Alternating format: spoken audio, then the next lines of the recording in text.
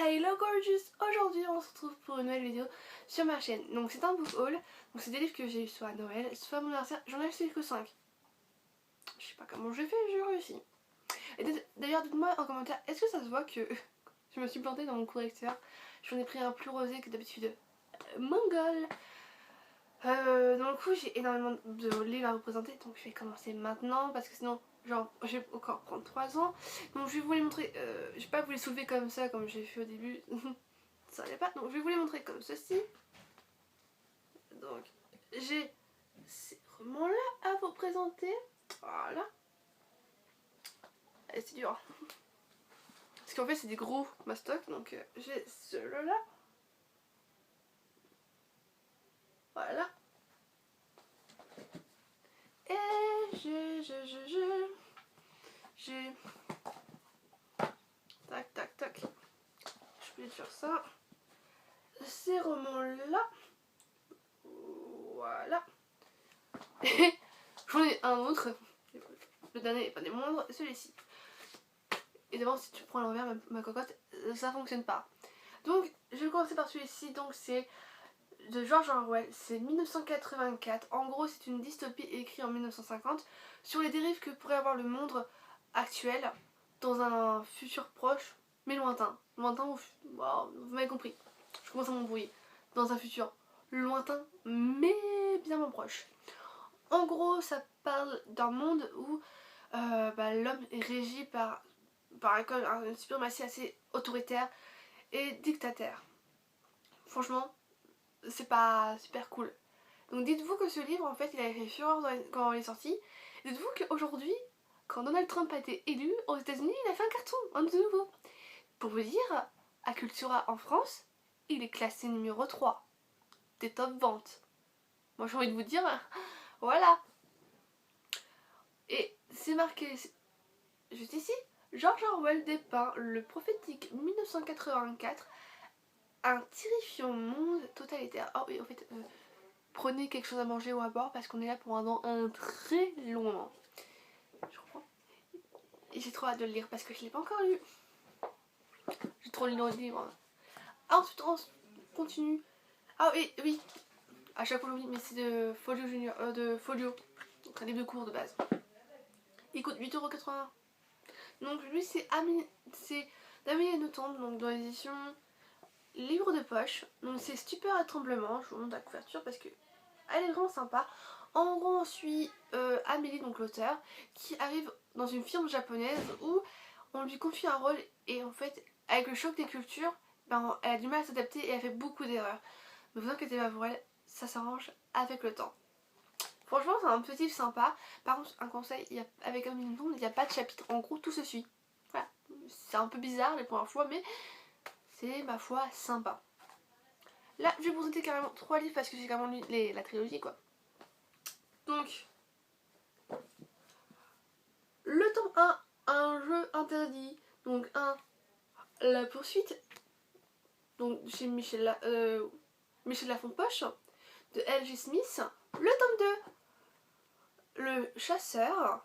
Et le tome 3, l'affrontement. Alors vous allez voir que en fait le tome 2 il a changé de couverture entre deux. Et lui ben, il fait un peu bizarre. Bon. Donc en gros on suit Jenna, une jeune adolescente qui, pour l'anniversaire de son copain, décide en fait d'acheter un jeu. Donc elle rentre dans un magasin où ils vendent des jeux de société et elle tombe sur un jeune homme mystérieux, blond aux yeux verts, qui lui conseille une boîte blanche, un jeu dont la boîte est blanche. Un peu hésitante, et ben elle se dit mais est-ce que vraiment j'achète?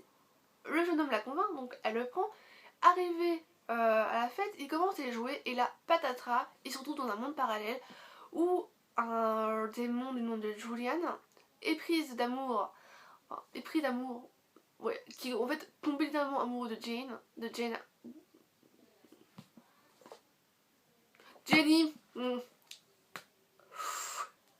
Alors vous allez voir que je vais me planter, j'aime bien parce qu'en fait j'ai eu, voilà, donc avec elle j'ai eu l'impression de l'appeler toujours Jenna, donc c'est la particulière bizarre, c'est qu'en fait à chaque fois je l'appelais Jenna, non Jenny. Donc Jenny, et en fin de compte pour pouvoir revenir dans le monde réel, ils vont devoir vaincre Julian. et vaincre aussi leur pire cauchemar. Donc savoir que je vais faire une vidéo spéciale sur cela et j'espère ne pas encore me tromper pour la énième fois de prénom. Non mais avec elle, j'avais vraiment envie que Jaina. Pourquoi? I don't know. Bah, en fait, peut-être parce que c'est pas un autre personnage ou d'un autre livre. Bon, ça m'arrive souvent. Donc, parce que c'est une lecture assez particulière et savoir l'auteur, parce que oui, j'ai pas dit l'auteur, mais c'est L.J. Smith. Donc L.J. Smith c'est qui? C'est l'auteur d'un journal d'un vampire que certains connaissent sous le nom de Vampire Diaries. Oui, la série, oui, c'est l'auteur de la série. Voilà. Donc franchement, je vais vous en parler un peu plus dans une autre vidéo un peu plus en détail, tout simplement parce que c'est une lecture assez bizarre pour moi, assez mystérieuse. Vous allez comprendre pourquoi en fait au fur et à mesure quand je fais la vidéo parce que c'est assez étrange. Là on passe à la marquer les ondes de Virginia Roth, donc de l'auteur de la saga Divergent. Alors je ne sais pas de quoi il parle tout simplement parce que j'ai pas été voir la 4ème nature. Tout simplement parce que j'ai pas envie d'être déçue ou quoi. Donc je vais me dire, je me laisse la surprise comme ça. Ben, je ne pourrais que être surprise. Voilà. Donc on passe à autre chose. Ensuite on se retrouve... Pardon, on va peut-être commencer par le premier. Donc on commence avec les Calendar Girls, donc c'est janvier et février. Donc en fait le principe est tout con, vous avez 12 mois, 12 hommes, 12 villes et une personnage qui va vivre des expériences un peu folles. Dans le premier en fait Mia vit avec son père et sa soeur et son père en fait est alcoolique, oui concrètement. Et il contracte des dettes parce qu'il joue beaucoup. Et le prêteur à gage à qui il devait l'argent l'envoie dans le coma. Et Mia doit en fait tout simplement éponger la dette de son père. Voilà. Dans le deuxième, Mia est partie à Seattle et devient la muse d'un célèbre prince français. Et tous deux vont vivre des histoires assez palpitantes et limite incroyables. Voilà. Donc c'est vraiment pas du tout la même histoire, hein, t'as vu? Ça change. Ensuite nous passons à un livre, La Garde des mensonges, donc c'est les Library Jumper 2. Donc ça c'est un tome 2, mais de chez Lumen, de Brenda Drake. On va prendre juste quelques minutes pour regarder la couverture de ce livre. Voilà. La tranche. Ça. Mon Dieu, qu'est-ce qu'il est beau.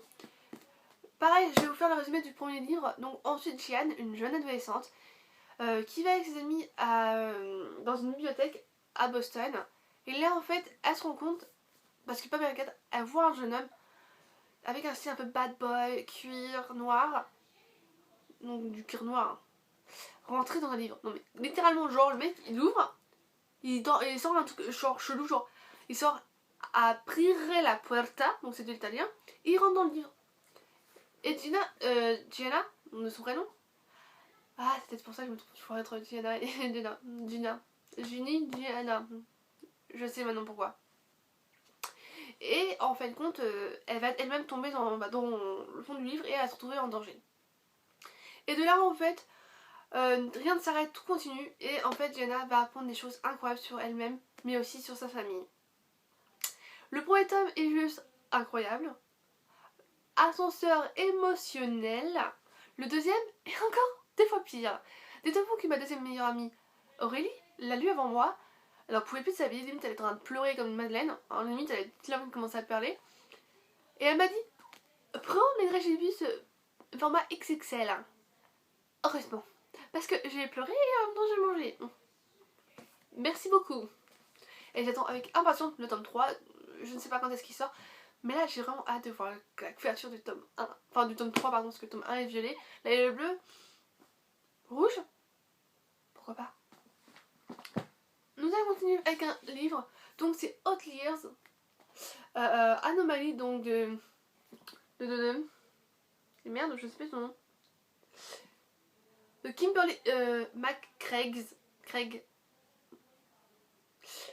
En gros, en fait, donc déjà, il est magnifique, donc de chez Robert Laffont, donc les éditions R, je préfère Robert ça parce que je me tourne toujours entre Michel Laffont et Robert, toujours. En gros, on suit Willy, une jeune fille qui reçoit des SMS assez étranges de sa meilleure amie Casey, qui se trouve en danger de mort. Elle est accompagnée de son copain, donc le copain de sa meilleure amie, donc James, donc le copain de Casey, et ils vont se remettre à sa recherche. Et en fin de compte, et ben eux-mêmes ils vont être en danger de mort, tout simplement. Mon dieu, que j'ai envie de voir le tome 2. Alors le tome 2 est déjà sorti, je vous rappelle, juste pour vous dire. Je l'ai pas encore acheté, je pense que là, avec tous les livres que j'ai encore à lire, je pense que je suis bien. Mais mon dieu, bordel de merde. Ce livre est juste génial. Franchement, j'ai bien aimé. Bon, même s'il est un peu plat de temps en temps, ça dépend. Mais franchement, en globalité, il est génial. Voilà. Et en plus, le petit must, c'est qu'il va être adapté au cinéma par Lionsgate. Donc, ils ont fait Hunger Games, que je n'ai pas lu ni vu, et Twilight. Donc là, j'ai envie de voir ça. Parce que ça peut donner du lourd. Donc, rendez-vous pour une lecture et peut-être pour savoir si le film sort bientôt. Bah, c'est ce que j'espère. Pour vous dire ce que j'en pense. Mais pour l'instant, bah, il n'est pas encore sorti. J'ai hâte. On suit avec une dystopie, donc The Ones de Derek Warren Baker dans l'édition Hugo Roman New War. Alors c'est une fois que je vois New War, donc New War, nouvelle guerre, c'est préféré. Donc ouais. Et c'est marqué, nous sommes pas tous nés égaux. Et pour cause, en fait, nous suivons Cuddy qui est une jeune One, donc son copain s'appelle James et lui aussi est un One. Les One avaient une vie parfaite, comment vous dire, c'est des personnes qui à la naissance étaient choisies au hasard pour subir des modifications corporelles et génétiques pour être parfaits. En fait, ils ont les défauts, les problèmes de maladie, les problèmes cardiaques et quoi.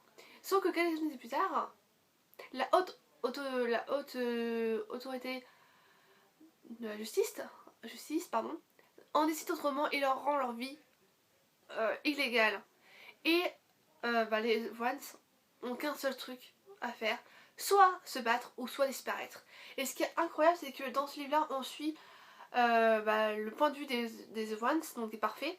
Et ça me fait vraiment penser à Bienvenue à Gattaca, où là on suit le point de vue des non-parfaits, donc de nous, des gens comme nous, hein, non modifiés, qui se font persécuter par les parfaits, alors que là c'est le contraire. Et franchement, c'est la bombe. Ce livre-là, si vous l'avez pas lu, c'est une pépite, lisez-le. Nous commençons par avec un livre, donc c'est Canot de route de Enjoy Marie, alias Enjoy Phoenix. Là, c'est en fait on suit 4 destins qui vont se rencontrer dans une auto-école où une grande amitié vont se suivre et chacun en fait vont apprendre de l'autre. Et franchement, c'est génial. Ça pète pas trop, pas un canard, mais franchement, c'est frais, c'est sympa. Et franchement, ça fait du bien quand t'as lu des lectures mais très très dures avant. Bah franchement, ça t'évacue l'esprit et c'est juste génial ici. Moi, j'ai franchement adoré. Voilà. Et j'espère que... D'ailleurs, j'étais trop contente de voir Marie qui a écrit vraiment une fiction cette fois. Je savais quand j'avais lu #Enjoy Marie qui était ma foi que j'ai vraiment aimé, c'était surprenant. Et j'avais hâte de voir sa patte sur un vrai livre en fait, vraiment avec une histoire construite. Et bah là, je suis vraiment pas déçue. Sans rire, je suis vraiment pas déçue. On va passer à une autre dystopie. Donc c'est le jeu du maître. Alors, oui, alors là il y a eu un problème. Je ne sais pas ce qui s'est passé entre deux. Le premier ça me fait pas ça. Donc je pense qu'il y a eu un problème avec la peinture métallique. Voilà, je vois ça. Donc oui, c'est par l'auteur du labyrinthe, donc James Dashner, donc c'est une autre dystopie. Il y en a 3, si je me trompe pas. Après, est-ce qu'il fait une préquelle? On dit préquelle ou préquelle? Je ne sais pas. À vous me le dire en commentaire.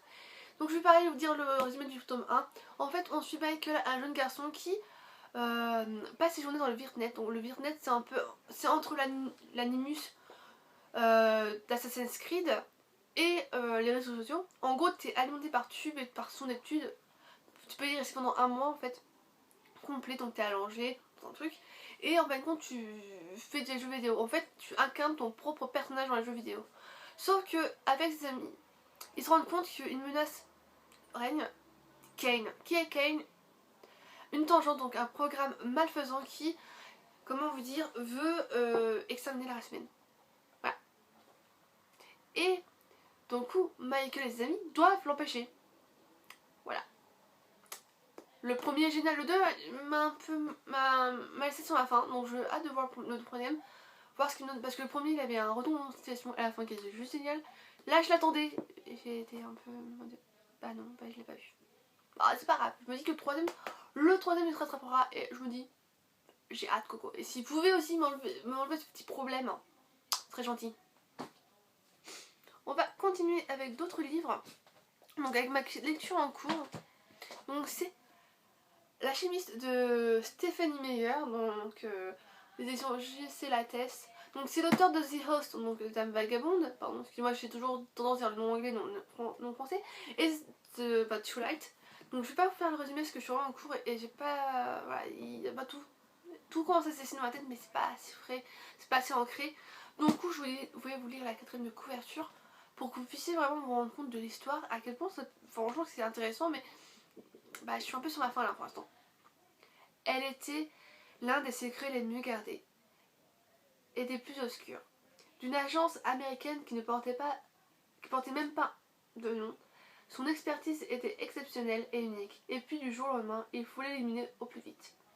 Après quelques années de clandestinité, son ancien responsable lui propose d'effacer la cible dessinée sur son dos. Dernière mission ou dernière trahison? Alors que sa vie ne tient plus qu'à un fil, un homme que tout devrait l'éloigner, éloigner. J'en ai marre d'inventer des mots. La fatigue, que voulez-vous?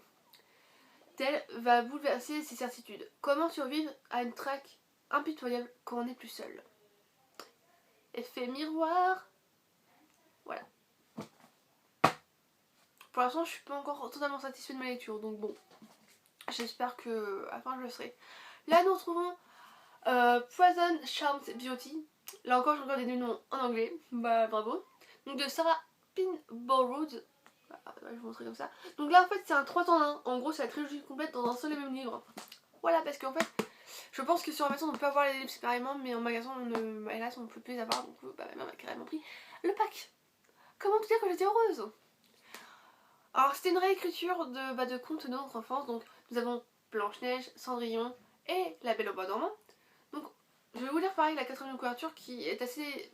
Voilà, c'est pas vraiment une 4ème couverture parce que d'abord, ils ont fait un mix des 3. Mais franchement, ça a l'air de trop bien. Blanche-Neige, Cendrillon, La Belle au Bois dormant. Rappelez-vous, les princesses en pré... 3, 2, 1. Rappelez-vous les princesses en péril, les courageux princes, les pommes empoisonnées, les balles enchantées, les fuseaux ensorcelés. Et à présent, ouvrez ce livre et plongez dans les véritables histoires qu'elles n'ont jamais été révélées. Alors je vais montrer la couverture. Quand tu ouvres le livre, couverture de l'intérieur, déjà tu ouvres ça. Voilà, ok, donc déjà on part sur un truc très joli. Donc ça commence par Poison, voilà, donc c'était super beau. Voilà. Et on a ça à chaque chapitre en gros. Je prends un chapitre au hasard, tac. Voilà, un autre chapitre. Franchement, trop beau. Là, l'édition Mélodie a fait du tonnerre.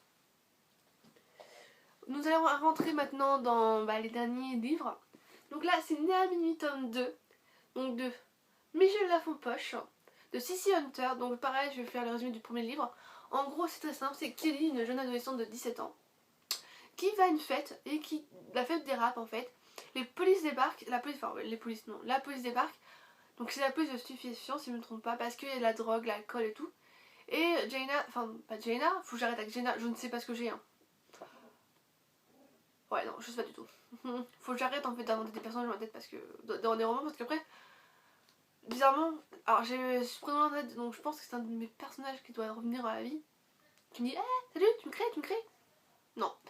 Donc je reprends.